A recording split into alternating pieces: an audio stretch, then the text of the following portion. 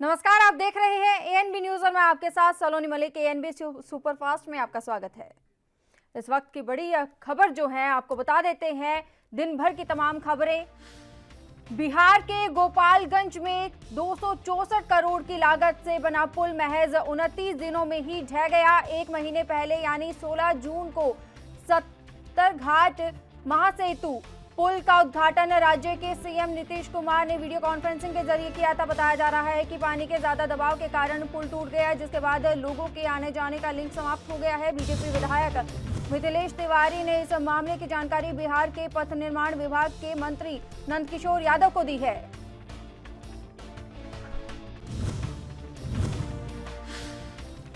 वहीं इस सेतु का निर्माण बिहार पुल निर्माण विभाग की ओर से करवाया गया था। साल 2012 में इस पुल का निर्माण शुरू किया गया था और निर्माण पूरा होने के बाद पिछली 16 जून को इस महासेतु का उद्घाटन किया गया था, लेकिन पुल वाहनों का बोझ एक महीने तक भी झेल नहीं सका और भरभराकर ढह गया।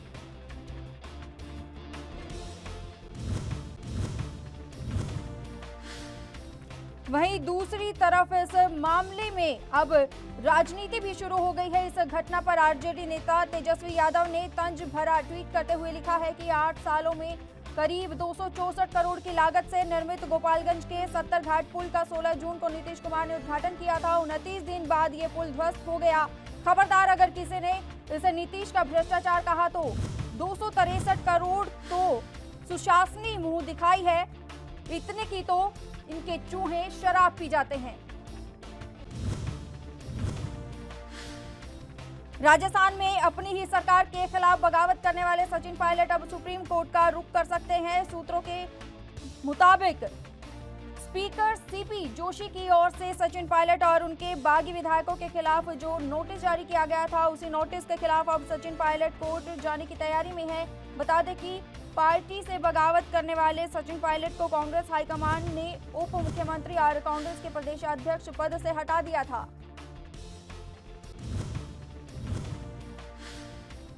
राजस्थान में सत्तारूढ़ कांग्रेस पार्टी के जारी सियासी घमासान को लेकर आम आदमी पार्टी ने चुटकी ली है। आम आदमी पार्टी ने कहा है कि बीजेपी विधायक खरीदती है और कांग्रेस के विधायक बिक जाते हैं। दरअसल राजस्थान में चल रहे सियासी बवाल को लेकर कांग्रेस पार्टी ने बीजेपी पर विधायकों को खरीदने का आरोप लगाया है, जिस पर अब आम आदमी पार्टी की ओर से ट्वीट कर ये तंज कसा गया है।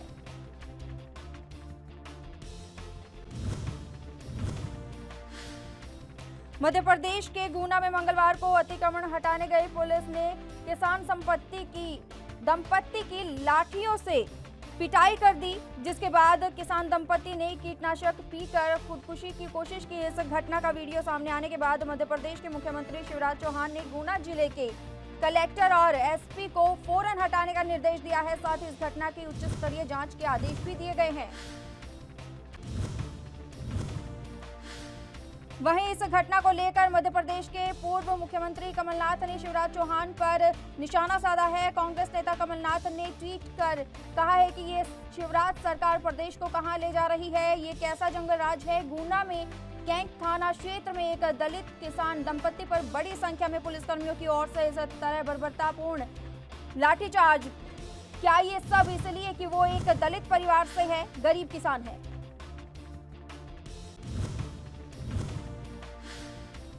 मध्य प्रदेश के गुना में दलित किसान परिवार के साथ हुई बर्बरता पर बसपा सुप्रीमो मायावती ने ट्वीट कर प्रदेश की शिवराज सरकार पर निशाना साधा है। उन्होंने लिखा कि प्रशासन की बर्बरता हैरान कर देने वाली है। उन्होंने कहा कि एक तरफ तो बीजेपी और इनकी सरकार दलितों को बसाने का ढिंडोरा पीटती है, दूसरी तरफ उनको उजाड़ने की घटनाएं उसी तरह से आम है जिस तरह से पहले कांग्रेस पार्टी के शासन में हुआ करती थी।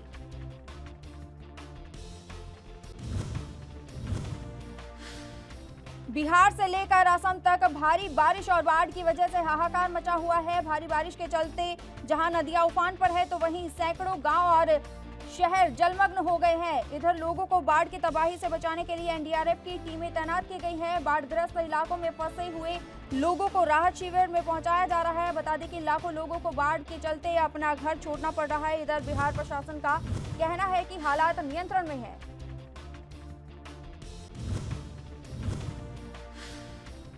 बाढ़ की स्थिति को देखते हुए एनडीआरएफ ने बिहार और असम में राहत बचाव कार्य के लिए 98 टीमें लगाई हैं। एनडीआरएफ के मुताबिक दोनों राज्यों में बाढ़ से हालात बेहद खराब हैं। बिहार के कई इलाकों में मूसलाधार बारिश और नेपाल से आ रही नदियों में उफान की वजह से हाहाकार मचा हुआ है। मधेपुरा में कोसी नदी का पानी आसपास के इलाकों में घुस गया है। ग्रामीण बाढ़ के बीच से किसी तरह खुद को बचाने में लगे हुए हैं।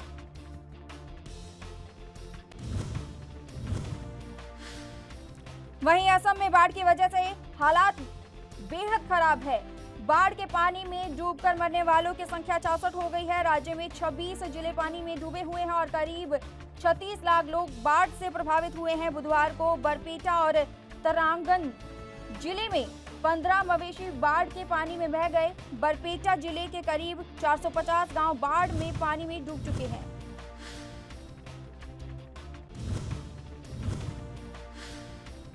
मुंबई में मानसून ने अपना रंग दिखाना शुरू कर दिया है। यहां बुधवार सुबह से ही लगातार बारिश हो रही है। मौसम विभाग के मुताबिक अगले कुछ घंटों में मुंबई, पालघर, सिंधुदुर्ग, रत्नागिरी और कोल्हापुर समेत कई उपनगरों में बारिश होने की संभावना है। इसके अलावा मुंबई में तेज बारिश का अनुमान जताया गया है।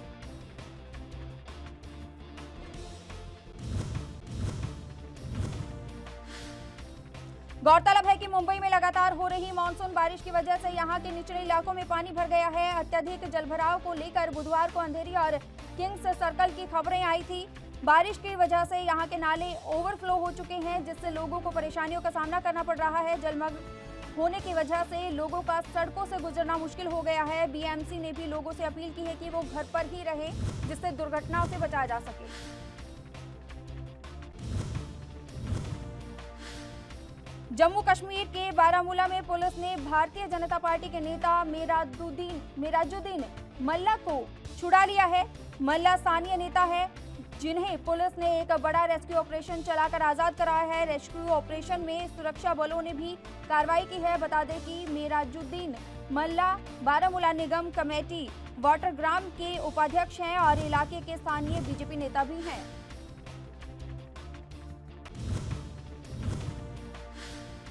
वहीं आरोप है के मुताबिक बीजेपी नेता को कुछ अज्ञात लोगों ने अगवा कर लिया था। ये घटना तब हुई जब मेराजुद्दीन मल्ला बस्ती में सड़क पर पैदल जा रहे थे। इस दौरान कुछ अज्ञात लोगों ने कार में उन्हें अगवा कर लिया।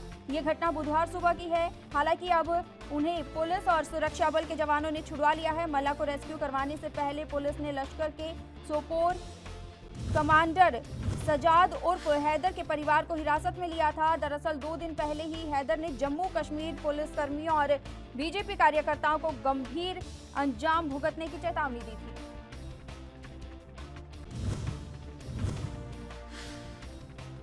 पाकिस्तान की जेल में बंद कुलभूषण जाधव के मामले में भारत ने पाकिस्तान से बिना रोक-टोक कॉन्सुलर एक्सेस की मांग की है। इंटरनेशनल कोर्ट ऑफ जस्टिस में रिव्यू पिटीशन दायर करने से पहले भारत की ओर से पाकिस्तान से ये मांग की गई है।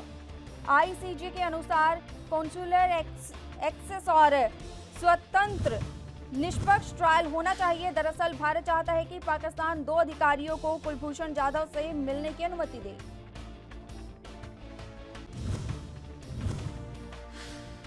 वहीं इससे पहले भारतीय विदेश मंत्रालय ने कहा कि कुलभूषण जाधव की जान बचाने को लेकर हम अपने कानूनी विकल्पों का इस्तेमाल करेंगे। दरअसल बीते दिनों पाकिस्तान ने दावा किया था कि जाधव ने रिव्यू पिटीशन दायर करने से इनकार कर दिया है। इस पर भारतीय विदेश मंत्रालय के प्रवक्ता ने कहा कि जाधव पर पाकिस्तान का दावा दुर्गामी है। भारत जाधव को बचाने के लिए सभी कानूनी विकल्प तलाश रहा है।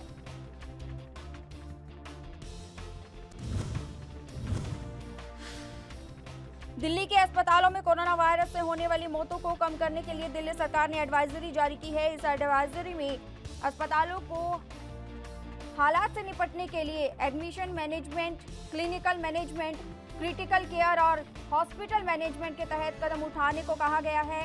इसमें हॉस्पिटल में एडमिट करते वक्त सबसे ज्यादा प्रायोरिटी हाई रिस्क वाले लोगों जैसे वृद्ध, गर्भवती महिला, बच्चे, पुरानी गंभीर बीमारी वाले मरीज, कैंसर के मरीज और ट्रांसप्लांट वाले मरीजों को देने की बात कही गई है।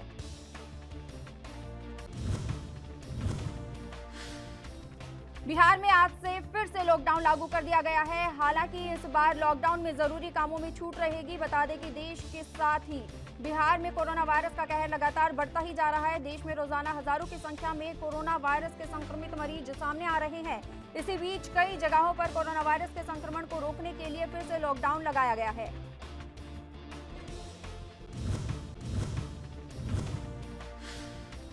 भारत और चीन के बीच तनाव कम करने के लिए दोनों देशों के बीच बातचीत जारी है। हाल ही में फिर से तनाव वाले इलाकों में चीनी सेना के पीछे हटने पर चर्चा हुई।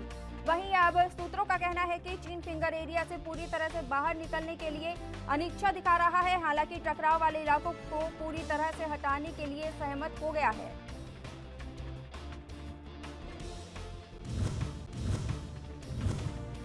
शीर्ष सरकारी सूत्रों का कहना है कि भारत ने चीन को स्पष्ट कर दिया है कि अप्रैल-मई के दौरान जहां दोनों देशों की सेनाएं थी वहां तक चीन वापस जाए।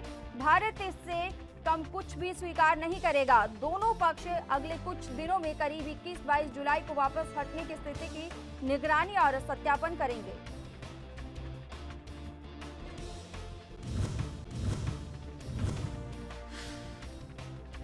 चीन से चल रहे तनाव के बीच ताइवान ने सैन्य युद्धाभ्यास किया है। ताइवान की आर्मी, नेवी और एयरफोर्स ने लाइव फायर एक्सरसाइज कर अपनी ताकत का प्रदर्शन किया है। ताइवान के राष्ट्रपति साई इंग वेन ने कहा कि हम चीन को बताना चाहते हैं कि हम कमजोर नहीं हैं। हम अपनी जमीन और चीन के घुसपैठ को रोकने में सक्षम हैं। अगर चीन ने कोई गैर वाजिब हरकत की तो उन्हें मुंह तोड़ जवाब देंगे।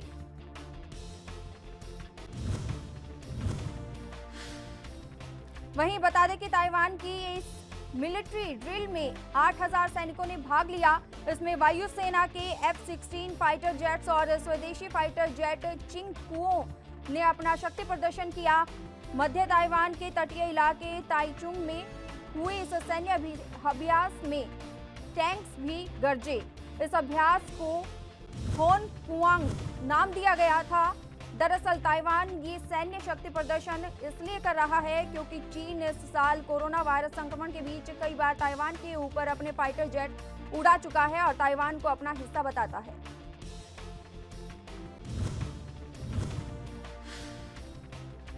चीन में कोरोना वायरस महामारी की वजह से लागू लॉकडाउन को हटाने और कारखानों और दुकानों को फिर से खोलने के बाद अर्थव्यवस्था में काफी सुधार आया है। चीन की अर्थव्यवस्था 3.2% की दर से बढ़ गई है। चीन ने गुरुवार को इसके आंकड़े जारी किए हैं, जिसके अनुसार आर्थिक वृद्धि में सुधार हुआ है, जबकि इससे पिछली तिमाही में अर्थव्यवस्था की रफ्तार 6.8% की दर से घटी थी।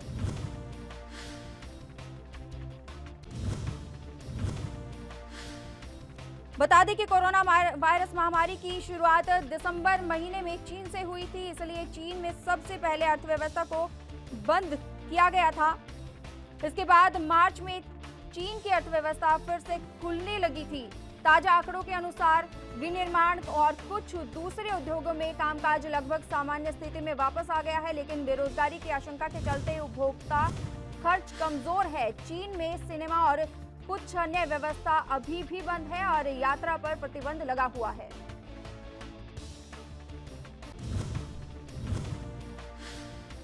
दुनिया भर में कोरोना वायरस महामारी ने कोहराम मचा दिया है। अभी तक पूरी दुनिया में कोरोना संक्रमण के करीब 1,37,00,000 के सामने आ चुके हैं और 5,86,000 से ज्यादा लोगों की जान जा चुकी है। अमेरिका और भारत में रोज कोरोना के नए मामले रिकॉर्ड तोड़ रहे हैं। बुधवार को अमेरिका में रिकॉर्ड 71,670 नए मामले सामने आए हैं।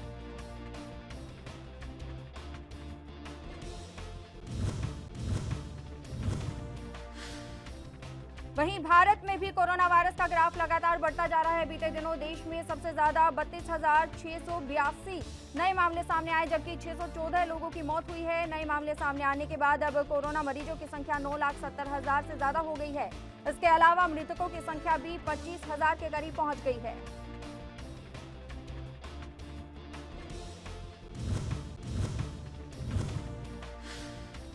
अमेरिकी राष्ट्रपति डोनाल्ड ट्रंप ने ट्वीट कर बड़ा दावा किया है। उन्होंने कहा है कि ग्रेट न्यूज ऑन वैक्सीन। दरअसल इनके इस ट्वीट से माना जा रहा है कि वैक्सीन को लेकर जारी खोज में कामयाबी मिलने के आसार बढ़ गए हैं। बता दें कि कोरोना प्रभावित देशों में अमेरिका सबसे प्रभावित हुआ है। अमेरिका में 36 लाख से ज्यादा लोग कोरोना वायरस की चपेट में हैं।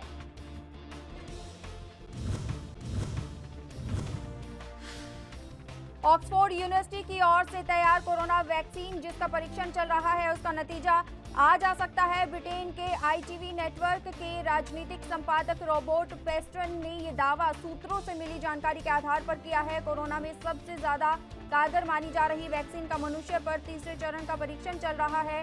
पेस्टन ने अपने ब्लॉग में लिखा है कि मैंने सुना है कि जल्द ही अच्छी खबर आने वाली है, शायद गुरुवार तक।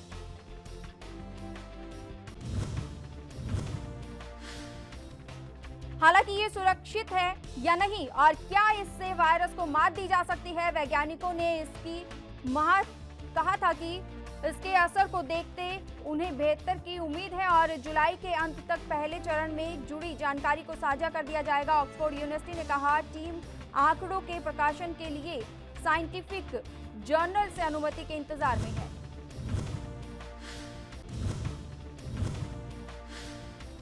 हैकर्स ने दुनिया के दिग्गज नेताओं, सेलिब्रिटी, मशहूर कारोबारी और कंपनियों के ट्विटर अकाउंट को हैक कर लिया है। बुधवार को हैकरों ने जिनके ट्विटर अकाउंट को हैक किया है उनमें माइक्रोसॉफ्ट के सह संपादक बिल गेट्स, टेस्ला के CEO इलान मस्क, अमेरिकी रैपर कान्ये वेस्ट, अमेरिका के पूर्व उपराष्ट्रपति जो बिडेन, अमेरिका के पूर्व राष्ट्रपति बराक ओबामा, इजराइल के प्रधानमंत्री Benjamin Netanyahu, Warren Buffett, Apple, Uber समेत अन्य के ट्विटर अकाउंट को हैक किया गया है।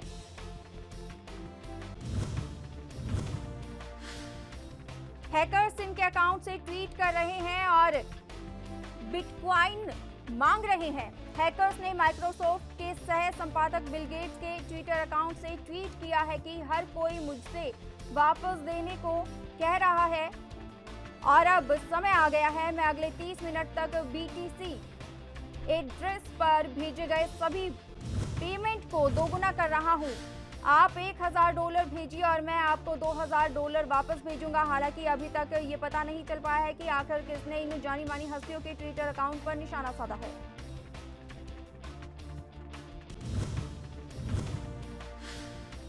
नेपाल के विपक्षी दल नेपाली कांग्रेस ने अयोध्या पर विवादित बयान को लेकर KP शर्मा ओली की तीखी निंदा की है। नेपाली कांग्रेस ने कहा है कि उन्होंने शासन करने का नैतिक और राजनीतिक आधार गंवा दिया है।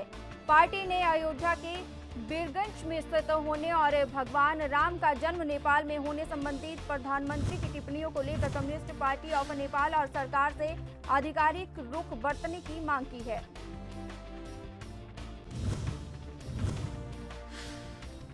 वहीं नेपाली कांग्रेस के बयान में कहा गया है कि प्रधानमंत्री ओली ने परंपरा, संविधान और संवेदनशीलता को भुला दिया है। ओली अपनी सनक से सरकार चला रहे हैं। नेपाली कांग्रेस के युवा नेता और काठमांडू से सांसद गगन थापा ने ओली पर बयान दिया है। उन्होंने कहा है कि प्रधानमंत्री ओली ने ऐसे समय में ये बयान अपनी कुर्सी बचाने के लिए जानबूझकर दिया है, जब सत्तारूढ़ पार्टी के अंदर अंदरूनी कलह जारी है।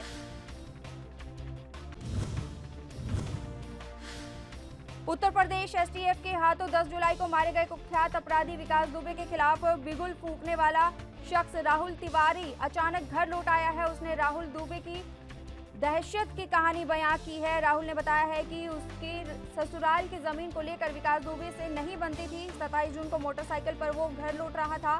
रास्ते में विकास के गुर्गों ने मोटरसाइकिल और पैसे भी छीन लिए। इसके बाद उसे थाने में तहरीर दी।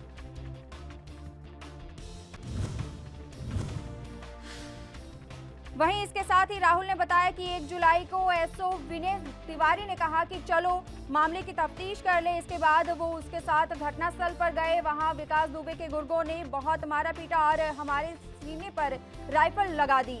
SO साहब को भी बहुत हड़काया, गाली गलौज की।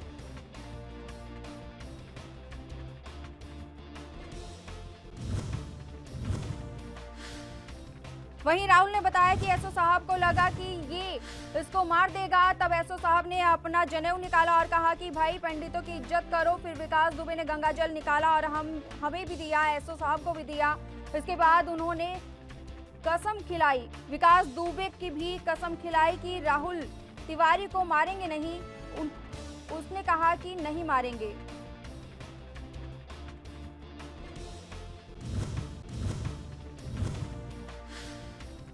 हरियाणा की दादरी पुलिस ने गुप्त सूचना के आधार पर छापेमारी कर नकली शराब की फैक्ट्री का भंडाफोड़ किया है। इस मामले में पुलिसों ने 4 लोगों को गिरफ्तार किया है, जबकि 3 भागने में कामयाब रहे हैं। पुलिस के मुताबिक ये फैक्ट्री एक मुर्गी फार्म में चलाई जा रही थी। फिलहाल पुलिस ने मुर्गी फार्म के मालिक और अन्य के खिलाफ मामला दर्ज कर जांच शुरू कर दी है।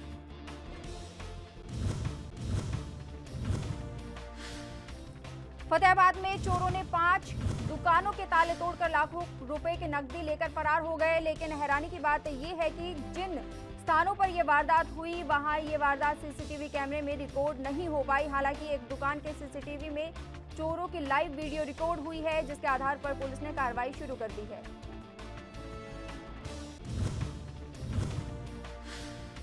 पश्चिम बंगाल के रानीनगर में दिल को झकझोरने वाली घटना सामने आई है। यहां एक साथ 5 परिवार के चिराग बुझ गए। दरअसल इलाके में 5 बच्चे एक साथ खेलते खेलते पानी में डूब गए, जिससे उनकी मौत हो गई। खबरों की माने तो बच्चे तालाब के किनारे खेल रहे थे कि 3 मासूम तालाब में गिर गए। उन्हें बचाने के लिए बाकी बच्चे भी गए और वो भी पानी में डूब गए। मरने वाले बच्चे ईंट भट्टे पर काम करने वाले परिवार के थे। फिलहाल पुलिस ने पूरे मामले की जांच शुरू कर दी है। अमृतसर के हथियारों से लैस बदमाशों ने एक लघु उद्योग चला रहे युवक पर हमला कर दिया। बताया जा रहा है कि ये हमला दुकान पर कब्जे को लेकर किया गया है। वहीं हमले की ये पूरी वारदात सीसीटीवी कैमरे में रिकॉर्ड हो गई। हालांकि गनीमत ये रही, युवक के साथियों ने इस हमले को नाकाम कर दिया।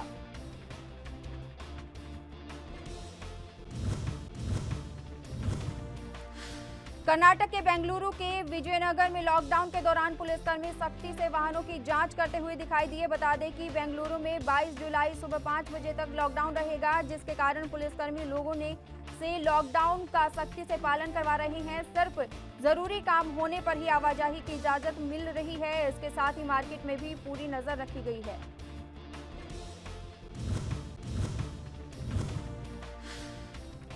लॉकडाउन के चलते राज्य सरकार ने यूपी बोर्ड के 9वीं से 12वीं तक के पाठ्यक्रम 30% कम कर दिए हैं। पहले के मुकाबले बचा हुआ 70% पाठ्यक्रम 3 भाग में बढ़ाया जाएगा। नियमित कक्षाएं न शुरू हो पाने की समस्या को देखते हुए माध्यमिक शिक्षा परिषद ने शासन के पास पाठ्यक्रम कम करने का प्रस्ताव भेजा था। प्रस्ताव पर शासन ने अपनी मुहर लगा दी है।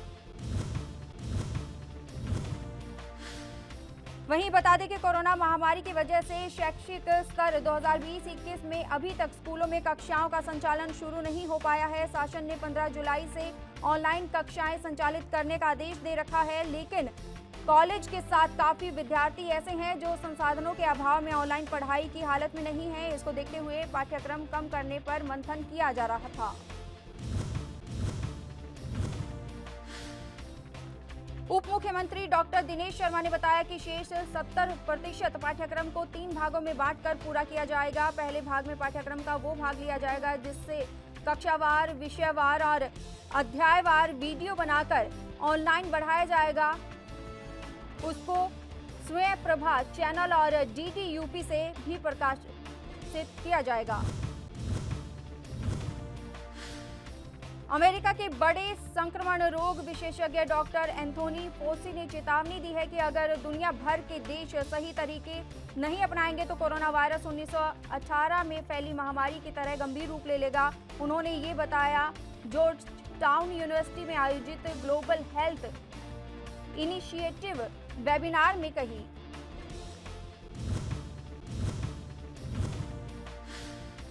डॉक्टर फोसी ने बताया कि 1918 में फैली स्पेनिश फ्लू महामारी के चलते 5 से 10 करोड़ लोग मारे गए थे। ये दुनिया की सबसे भयावह महामारी थी। मैं उम्मीद करता हूं कि ऐसी स्थिति कोरोना के साथ न आए, लेकिन इसने शुरुआत कर दी है।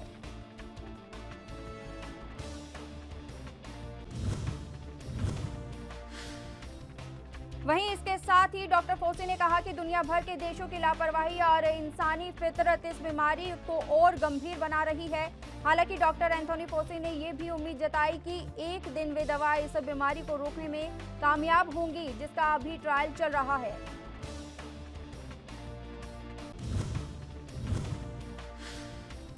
बच्चन परिवार रेखा और अनुपम खेर के घर दस्तक देने के बाद अब कोरोना वायरस फरहान अख्तर के घर भी पहुंच गया है। फरहान अख्तर का घर रेखा के घर से जस्ट बगल में ही है। खबरों की माने तो फरहान का सिक्योरिटी गार्ड भी कोरोना पॉजिटिव पाया गया है, जिसके बाद उसके बंगले को भी कंटेनमेंट जोन घोषित कर दिया गया है।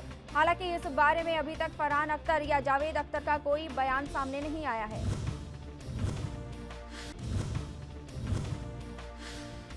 ईरान में फंसे 40 भारतीय मछुआरे बुधवार को वापस लौट आए, तो जो तमिलनाडु के कई जिलों के निवासी हैं। राज्य सरकार ने बुधवार को इसकी जानकारी दी। जानकारी के मुताबिक ये मछुआरे कन्याकुमारी समेत प्रदेश के अलग अलग हिस्सों में रहने वाले हैं। वापस लौटे मछुआरे ईरान में ठेके पर काम करते थे और कोरोना वायरस महामारी की रोकथाम के लिए लागू किए गए लॉकडाउन के बाद ये लोग वहां आए। मेरे साथ इतना ही। देश और दुनिया की तमाम खबरों के लिए बने रहिए एएनबी न्यूज के साथ। नमस्कार।